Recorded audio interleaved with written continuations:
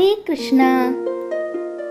ഗുരുവായൂരപ്പൻ്റെ തിരുമുറ്റത്ത് ഭക്തിസാന്ദ്രമായ അന്തരീക്ഷത്തിൽ ഉച്ചപൂജയ്ക്ക് നട തുറന്നപ്പോൾ ഗുരുവായൂരപ്പനെ ഒരു മിടുമിടുക്കനായ ഉണ്ണിക്കണ്ണനായിട്ടാണ് അലങ്കരിച്ചിട്ടുള്ളത്.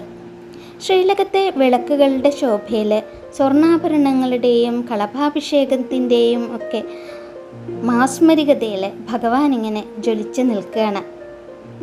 ഭഗവാൻ തൻ്റെ 2 കാലുകളും പിണച്ചു വെച്ചാണ് നിൽക്കുന്നത്. ഈ നിൽപ്പ് പ്രപഞ്ചത്തിൻ്റെ താളത്തെയും സ്ഥിരതയെയുമാണ് സൂചിപ്പിക്കുന്നത്. തൻ്റെ പവിഴ അധരങ്ങളോട് പൊന്നോടക്കുഴൽ ചേർത്ത് പിടിച്ച് മുരളീഗാനം പൊഴിക്കുന്ന ഭാവത്തിലാണ് കണ്ണനെ ഇന്ന് നമുക്ക് കാണാൻ പറ്റുന്നത്. ഇത് ഭക്തരുടെ മനസ്സിൽ ശാന്തിയും ആനന്ദവും നിറയ്ക്കുന്ന കാഴ്ചയാണ്. ചുണ്ടുകളിൽ വിരിയുന്ന പുഞ്ചിരി ഭക്തർക്ക് ആത്മീയ നിർവൃതി തന്നെ നൽകുന്ന ഒന്നാണ്.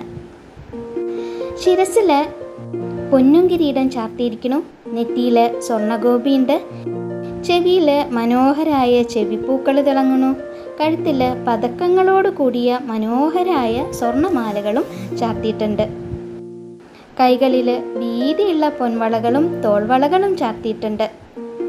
ഉദരത്തോട് ചേർന്ന് കിടക്കുന്ന സ്വർണ്ണ കിങ്ങിണി, കാലുകളുടെ തുട വരെ ഞാന്ന് കിടക്കുന്ന പട്ടിൻ്റെ അലങ്കാരങ്ങൾക്കൊപ്പം ഭയങ്കര ഭംഗിയിലിങ്ങനെ ശോഭിച്ച് നിൽക്കുകയാണ്. പൂക്കളുടെ ഗന്ധവും വർണ്ണവും ഭഗവാന്റെ ചൈതന്യം ഇങ്ങനെ വർദ്ധിപ്പിക്കുകയാണ്.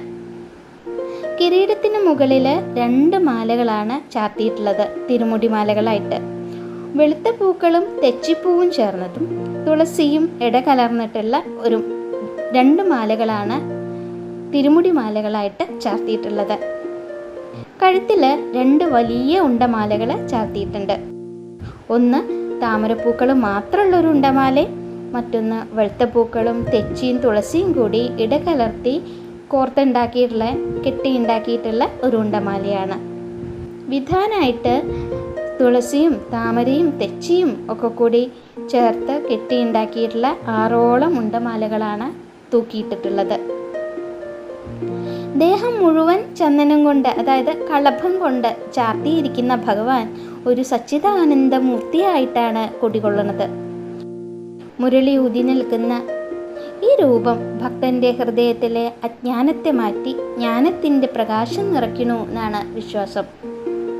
ഭഗവാന്റെ തൃപ്പാദങ്ങളിൽ നമുക്ക് നമ്മുടെ സർവവും സമർപ്പിച്ച് ആ മുരളി ഊതി നിൽക്കുന്ന മുരളീധരനായി നിൽക്കുന്ന വേണുഗോപാലനെ, ആ രൂപം മനസ്സിൽ ധ്യാനിച്ചുകൊണ്ട് എല്ലാവർക്കും ഒരുമിച്ച് നാരായണ നാമം ജപിക്കാം. നാരായണ നാരായണ നാരായണ, കൃഷ്ണ ഗുരുവായൂരപ്പ.